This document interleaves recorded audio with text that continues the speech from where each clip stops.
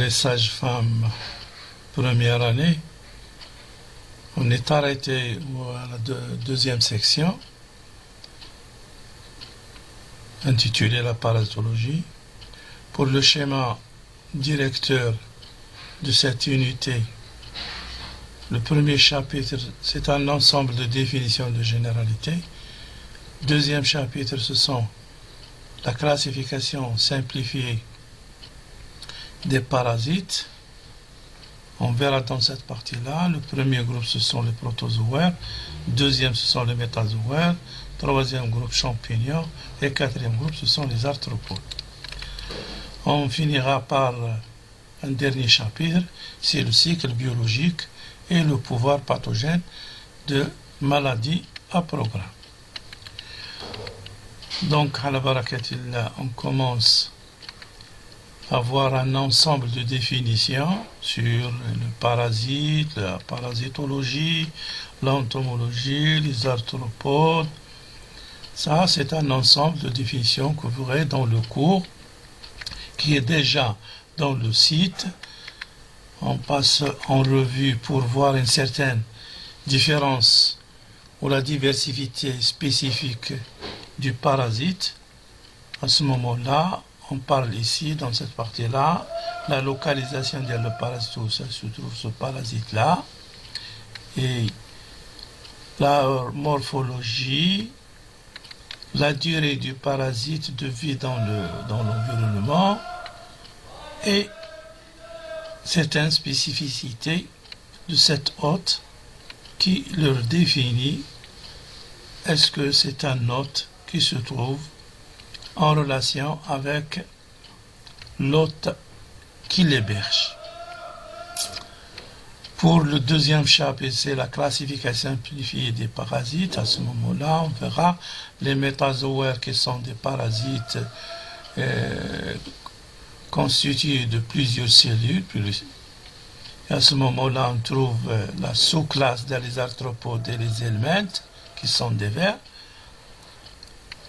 Et à chaque groupe, à chaque sous-groupe, sera étudiée une maladie ou deux. Deuxième groupe, les helminthes, qui sont des vers, mais qui sont subdivisés en deux groupes, les netameltes et les platelmeltes, c'est-à-dire les vers ronds et les vers plats. Pour les vers ronds, seront divisés par deux sous-groupes encore. Il y a des vers qui attaquent la digestion et des vers qui attaquent le tissu.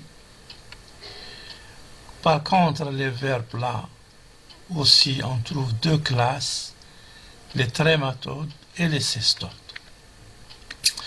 Pour la deuxième classe des parasites, ce sont des protozoaires.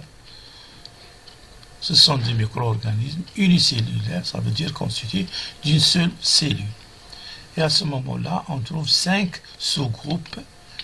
Les protozoaires de type flagellé, les protozoaires de type rhizopode, comme l'amibe, et les protozoaires de type coccidie, ils ont une coque qui le protège, et les protozoaires de type sporidique, ils ont des spores, et les protozoaires ciliés. Pour la troisième classe des parasites, ce sont les levures, les moisissures et les dermatophytes qui sont regroupés sous le nom de champignons.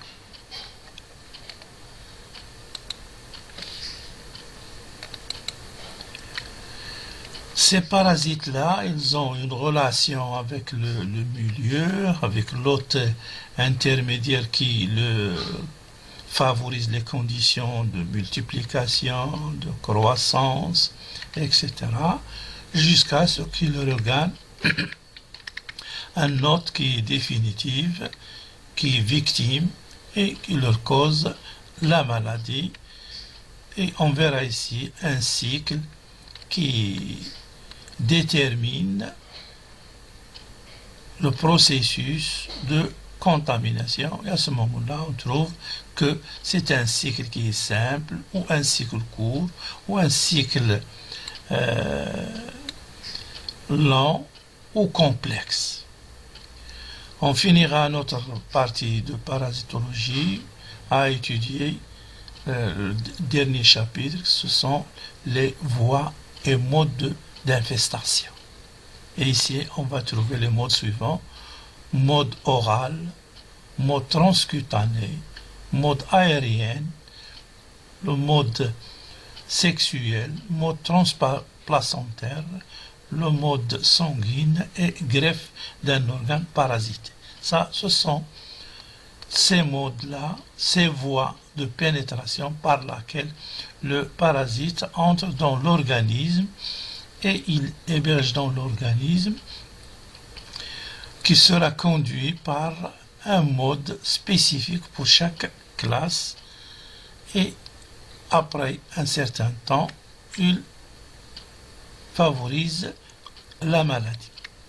Ces parasites, pour s'éliminer ou pour protéger le corps humain, donc on se base sur une prophylaxie générale, sur une prophylaxie individuelle.